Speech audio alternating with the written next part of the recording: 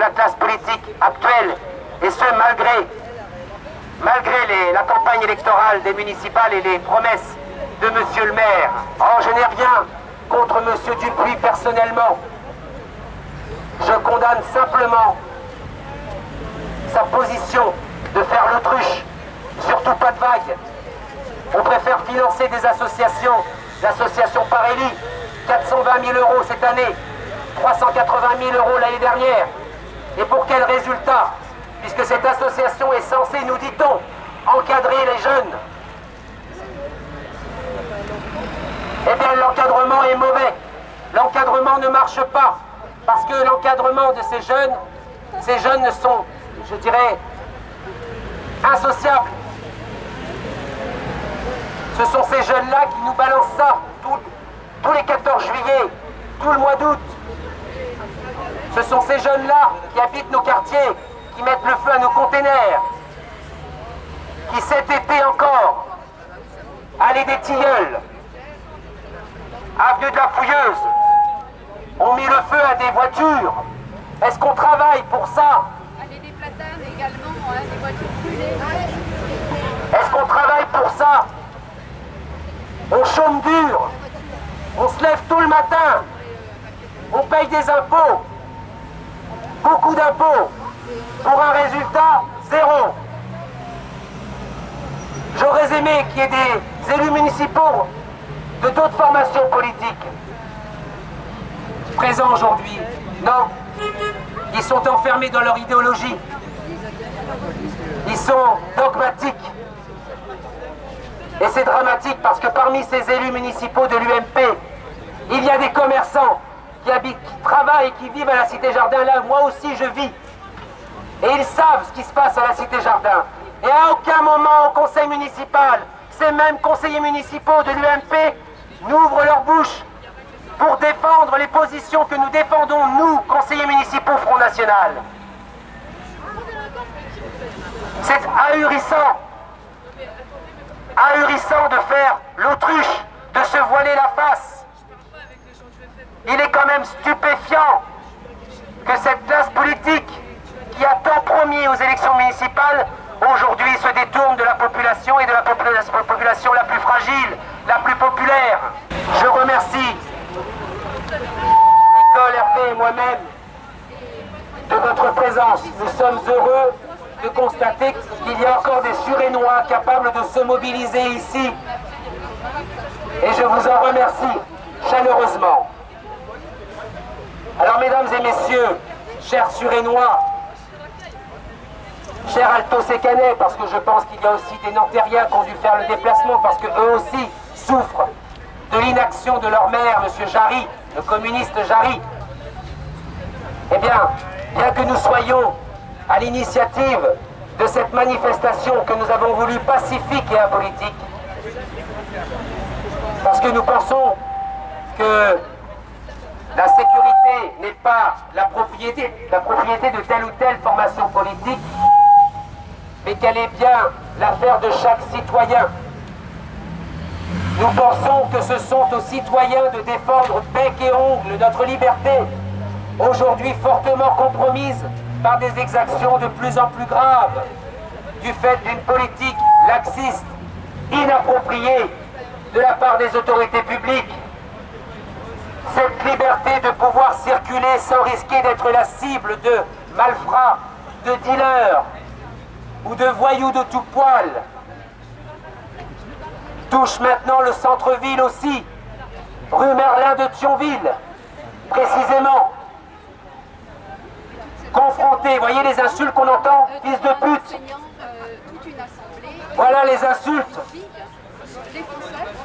Eh bien le centre-ville est confronté aussi à son tour aux mêmes mots que ceux des quartiers dits populaires. C'est d'ailleurs l'unique raison qui a poussé Hibernatus, jusqu'ici insensible aux appels à l'aide de ses administrés de la Cité Jardin ou des quartiers des Chênes, à sortir de son état végétatif. Oh, un petit sursaut, vous allez me dire. Il a bougé, M. Dupuis a bougé.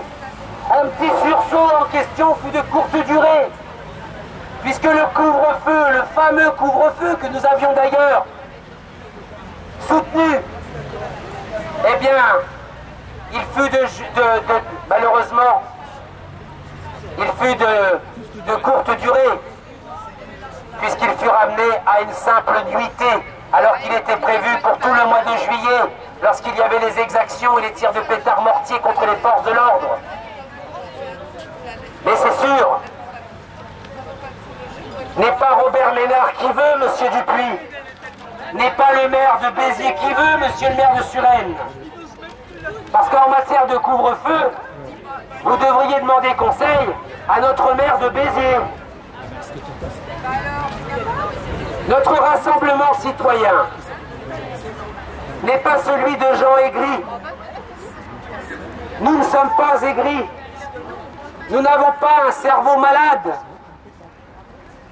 C'est un rassemblement de femmes et d'hommes qui adhèrent à l'idée d'une salvatrice révision du maillage territorial par nos forces de l'ordre.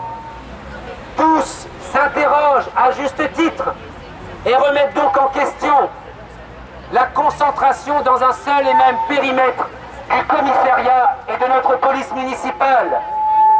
1000 mètres nous séparent seulement d'ici au commissariat. Cette implantation géographique est illogique, pour ne pas dire stupide. Que dire du nombre de policiers municipaux? Une vingtaine à peine, alors que la population ne cesse de croître. Aux grandes dames d'ailleurs de nos finances locales et de notre environnement qui est de plus en plus bétonné. Ah oui, j'entends l'exécutif municipal se targuer d'investir dans les caméras de vidéosurveillance. Monsieur Laurent Salle, mais nous avons mis 303 000 € pour acheter des caméras vidéo. Pourquoi vous êtes-vous abstenu, monsieur Salle, au conseil municipal, me disait monsieur le maire sur le perron. Mais monsieur le maire, ce n'est pas ça dont on a besoin. Ce qu'on a besoin, ce sont de policiers, une présence physique sur le terrain, non-stop, 7 jours sur 7, 24 heures sur 24. C'est de cela dont a besoin la population de Suresnes.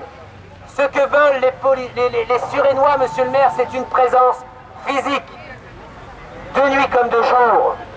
Ce que veulent les citoyens suresnois, monsieur le maire, ce sont des patrouilles pédestres ou à vélo, comme vous voulez, et non de rares patrouilles véhiculées où s'entassent à l'intérieur 4 agents. 4 agents pour un seul véhicule, alors que la logique serait de constituer des équipes en binôme pour couvrir un maximum de quartiers.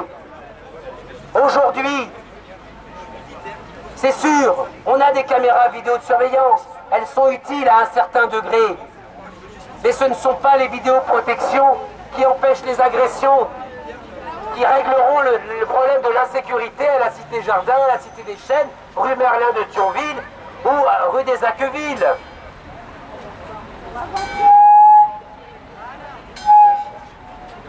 Ce qui réglera le problème de l'insécurité à Suresnes, c'est bel et bien une présence sur le terrain secondée, je dis bien secondée, par des agents de surveillance de la voie publique, les fameux ASVP que nous connaissons, et qui sont, de par la loi, habilités eux aussi à faire de la surveillance. D'ailleurs, c'est dans le titre, agents de surveillance de la voie publique, et dont la mission première est donc d'assurer le maintien de l'ordre avant même de raqueter les automobilistes.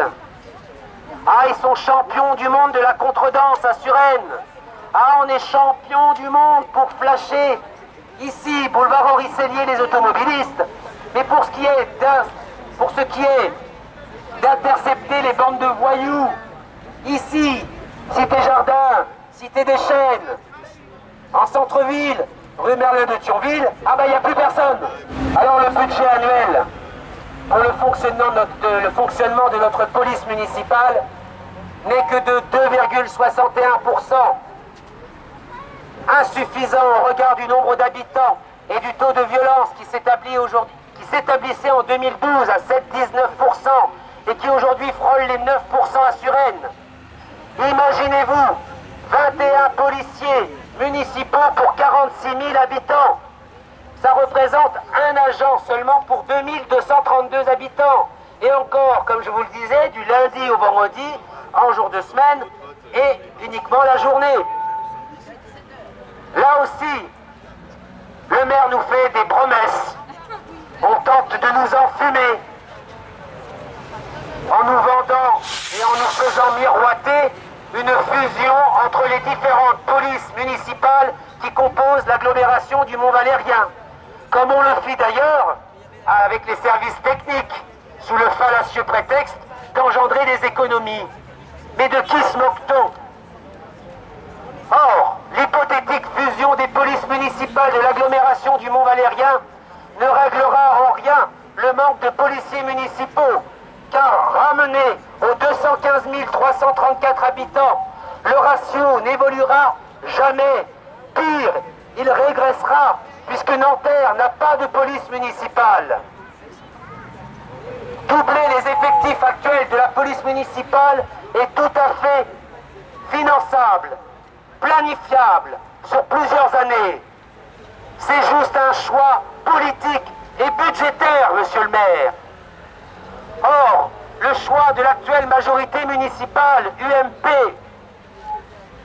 est de subventionner à hauteur de 420 000 € cette année, 380 000 € l'année dernière, l'association Parélie, une association censée, nous dit-on, contenir les sauvageons, les voyous, et de maintenir l'ordre, soi-disant dans les zones criminogènes de notre commune. Or, la méthode qui consiste, mesdames et messieurs, à acheter chèrement la paix sociale avec nos impôts par le biais d'obscures associations bidons n'est pas la bonne solution. Ça ne marche pas. Nous le voyons sur le terrain. Vous le constatez aux portes de chez vous. Le maintien de l'ordre ne doit pas relever d'une pseudo-association, mais bel et bien des forces de police, qu'elles soient police nationale, police municipale et des ASVP. Et surtout, quand vous avez des municipalités qui confient le maintien de l'ordre à diverses associations, comme ici l'association Parélie,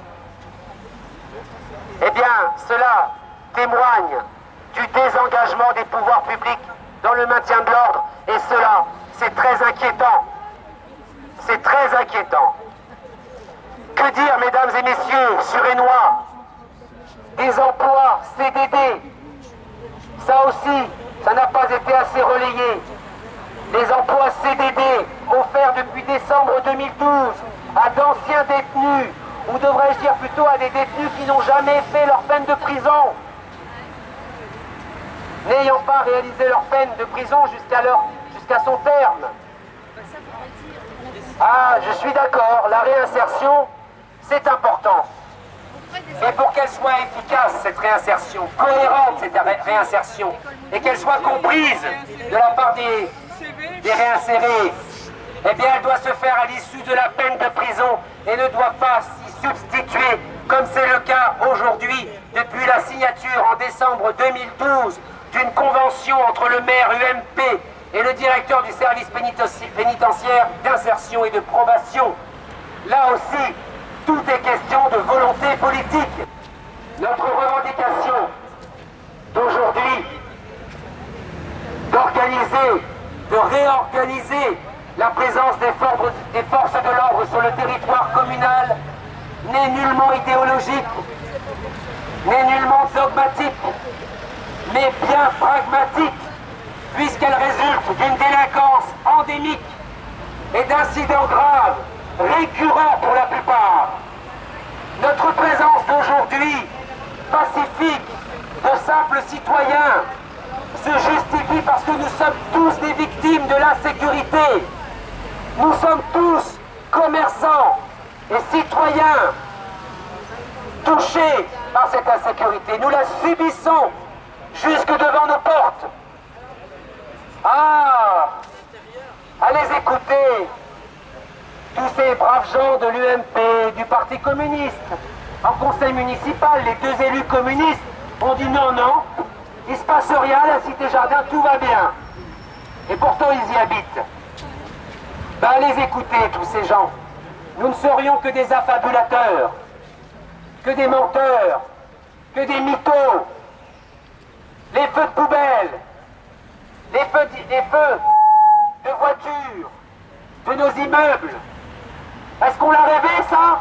Non, on le rêve pas. Les cambriolages, les braquages à main armée chez nos commerçants, est-ce que c'est réel? Oui. Les tirs de pétards mortiers, y compris sur les policiers, les rodéos urbains, à la Cité des Chênes, ici même en centre-ville. Est-ce qu'on est mytho? Non. Est-ce qu'on est bigleux? Non. Ça, c'est du concret. On ne l'a pas rêvé. Ah bah oui, monsieur le maire, sortez de votre mairie quand vous y êtes, parce que vous avez tellement de mandats qu'on ne sait même pas où vous êtes. On devrait vous greffer un GPS pour vous localiser, monsieur le maire.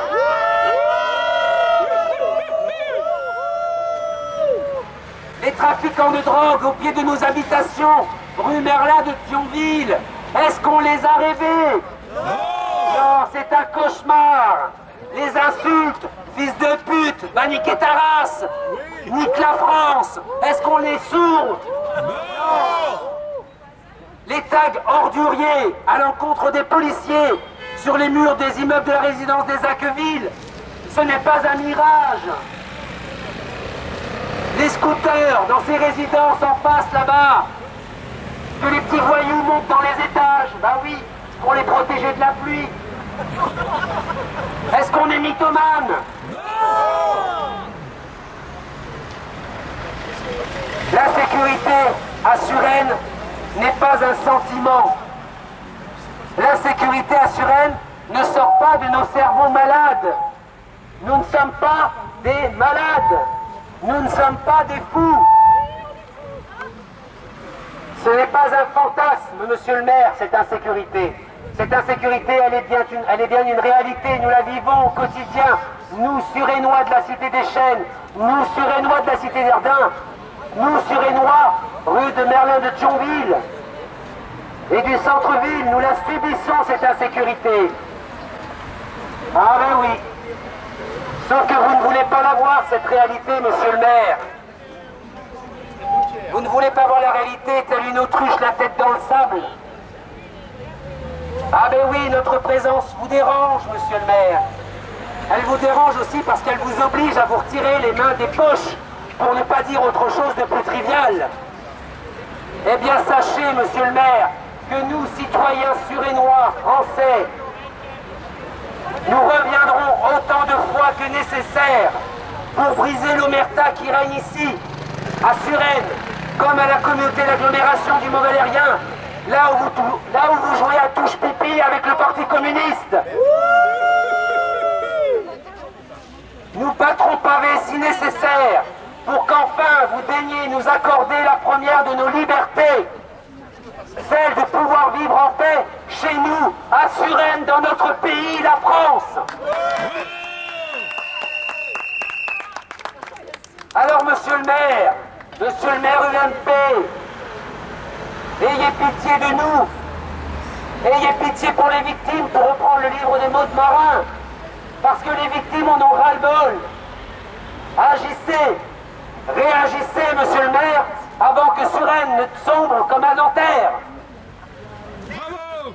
Insécurité, ras-le-bol, insécurité, ras-le-bol, insécurité, ras-le-bol, insécurité, ras-le-bol, insécurité, ras-le-bol, ras-le-bol, insécurité, ras-le-bol, insécurité, ras-le-bol, insécurité, oui, plus de police dans nos rues, plus de police dans nos rues, plus de police dans nos rues. Plus de police dans nos rues. Insécurité, ras-le-bol,